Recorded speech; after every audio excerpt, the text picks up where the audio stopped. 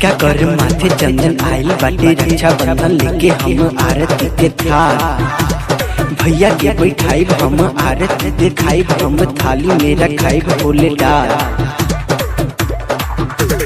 टीका कर माथे चंदन आइल बाटे रक्षा बंधन लेके हम आरती के थाल भैया के बैठाई हम आरती दिखाई हम थाली में रखाई बोले डाल। की राखी लंदन से लाएंगे भैया के कलाई पे बांधेंगे। की राखी लंदन से लाएंगे भैया के कलाई पे बांधेंगे।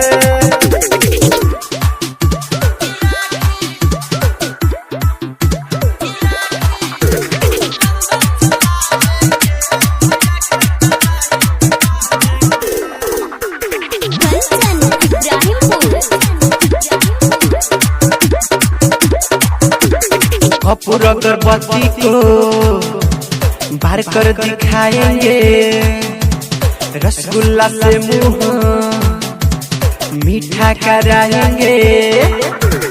कपूर अगरबत्ती को बाहर कर दिखाएंगे रसगुल्ला से मुंह मीठा कराएंगे।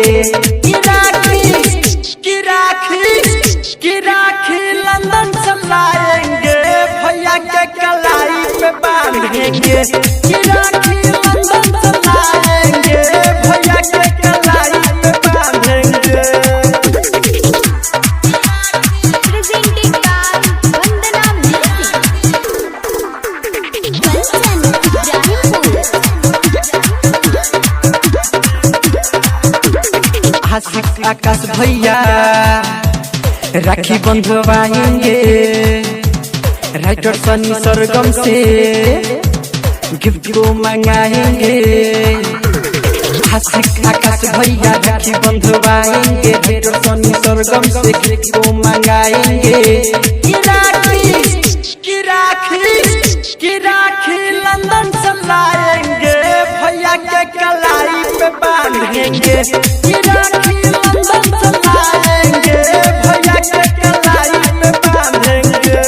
टीका कर माथे चंदन आइल बाटे रक्षा बंधन लेके हम आरती के थाल भैया के बैठाई हम आरती दिखाई हम थाली में रखाई फूल डाल।